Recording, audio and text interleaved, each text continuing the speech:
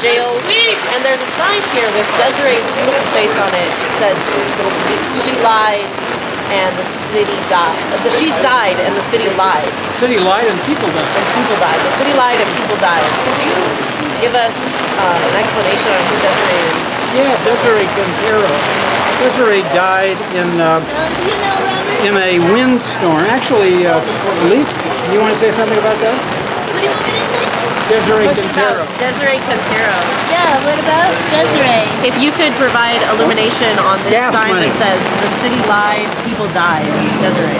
Yeah, there was a really robust homeless camp down near the shopping center where the Ross store was. It's like right there at River where Route 1, the entranceway to Route 1. It was a really big camp that homeless people had staked out and they were living there and surviving there. And it was pretty, I don't know how to say it, but it was, the city attacked it really and gave all this testimony that they were going to get people shelters and this and that. And so people, as usual, wound up like, and Desiree was one of the leaders of the Ross camp and she was a spokesperson for the homeless there. She was really well respected and loved, well known. She, like many others, moved over to the Pogo Nip and the city,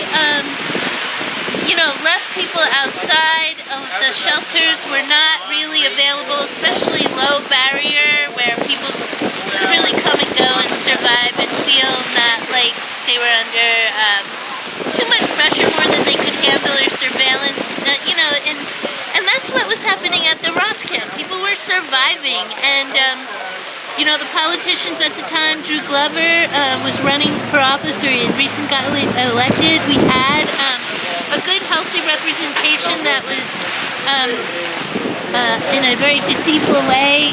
Those people were recalled, and the homeless people went out. I'm talking about the politicians were recalled, and so we weren't able to move ahead with our agenda, which was to get good, low-barrier shelters to actually keep people from dying. And what happened with Desiree is she went into the Pogo Nip. My understanding at the time was that she was out there in a storm. A huge branch fell on her and killed her. And that is my understanding of what happened to her. And I knew Desiree. We were friends because we were activists together, and she was really great. But a lot of people like Elise, who was, or still is, I think, president of the Homeless Union, really close to Desiree. It was a really terrible loss for the community, and it was just so, sorry to say this, but ironic, because only within a few days or a week or two of her losing protected shelter, the Ross camp was not under any big trees. It was really safe. People could get food there. They could access bathrooms from there downtown, and it was not impeding anybody from shopping unless they had an unfounded fear of people who were poor homeless. And that's what happened, and tragically we lost her, and so that's the story. Thank you very much. Thank you, Athena. Wolves in sheep clothing in the purple. Wolves in sheep clothing. Come on, you folks. Don't encourage the party, Pam. Hold on to your hand. Give yourself to the homeless. Go buy them some tents. Go buy more cushions for Bill Kramer. Come on, you guys. Go some tents. Oh, well. Dollars, if not cents. You're waving a There you go. You're waving for the people. Find your humanity. You may wear a beret, but you're still bourgeois. Support the homeless, not the homeless exploiters. Now, will you show up when they sweep away the homeless next? Or will you be inside watching a nice movie? Don't fund homeless demolition. It feels like Raggedy pig, you must be homeless.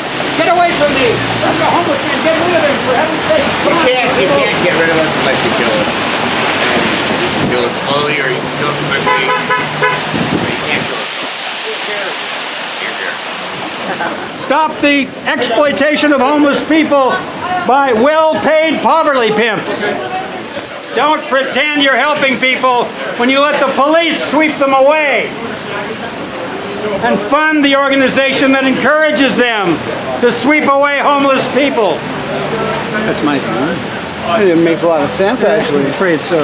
You know, actually, in Salinas, in Chinatown, they did an unnoticed sweep, which is illegal. They're supposed to post a notice, which for at least 2 to 3 days business notice, and they didn't do that. They're like, we usually don't show up on a Saturday or the weekends, but here we are. And you know, 2 minutes later, they started bringing in the claw bulldozer and taking everybody's belongings. So our Closer Walk, there's a Closer Walk Ministries.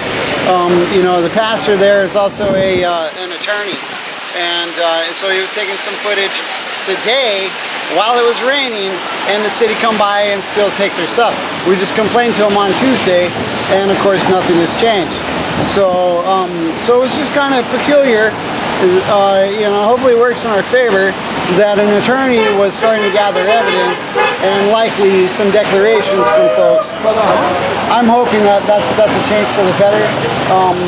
We do have 2 council ladies that are on there now. You know, at the end of our comments, and it was their council member reports, said that they were concerned about the sweeps and the timing, you know, because it was freezing. It still is freezing. It's raining, and we're taking everything they got. How are they supposed to stay warm if they can't even stay dry? Here, here. No question about that.